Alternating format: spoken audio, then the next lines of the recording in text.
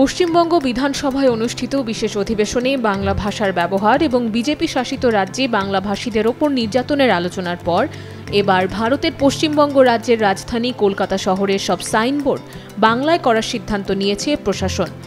দোকান, office, shopping mall, রেস্তোরাঁ, hotel, হাসপাতাল বা ডায়াগনস্টিক সেন্টার থেকে শুরু করে সব প্রতিষ্ঠানের এই নিয়ম মানা বাধ্যতামূলক। কলকাতা পৌরসভার পক্ষ থেকে জারি করা নির্দেশে বলা হয়, আগামী ৩০ সেপ্টেম্বরের মধ্যে শহরের বাণিজ্যিক প্রতিষ্ঠানগুলোর সব ব্যানার, হোল্ডিং ও সাইনবোর্ড বাংলায় লিখতে হবে। নিচে বা পাশে প্রয়োজন অনুযায়ী অন্য ভাষা ব্যবহার করা যেতে পারে, কিন্তু বাংলার স্থান হতে হবে প্রথমে।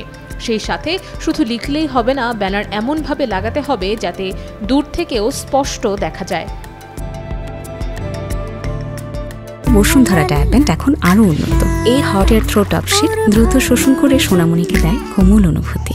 কর্পোরেশন আরও জানিয়েছে, শুধু পশ্চিমবঙ্গের ব্যবসায়ী নয়, বরং অন্য রাজ্য ও বিদেশি ব্যবসায়ীদেরকেও বাংলায় লেখা সাইনবোর্ড ব্যবহার করতে হবে। এর আগে গত বছরের ৩০ ডিসেম্বর একই বিজ্ঞপ্তি জারি করেছিল কলকাতা কর্পোরেশন। এদিকে নতুন নির্দেশ বাস্তবায়নে ব্যবসায়ী ও প্রতিষ্ঠানগুলোকে সহযোগিতা করার অনুরোধ জানিয়েছে কলকাতা কর্পোরেশন। নির্ধারিত সময়ের মধ্যে নির্দেশ কার্যকর না করলে আইনি পদক্ষেপও নেওয়া হতে পারে বলে জানিয়েছে তারা। অন্যদিকে পৌরসভার এই সিদ্ধান্তে কলকাতা শহরের স্থানীয় ব্যবসায়ী সমিতি সম্পাদক সহ অন্যান্য ব্যবসায়ীরা সাধুবাদ জানিয়েছে।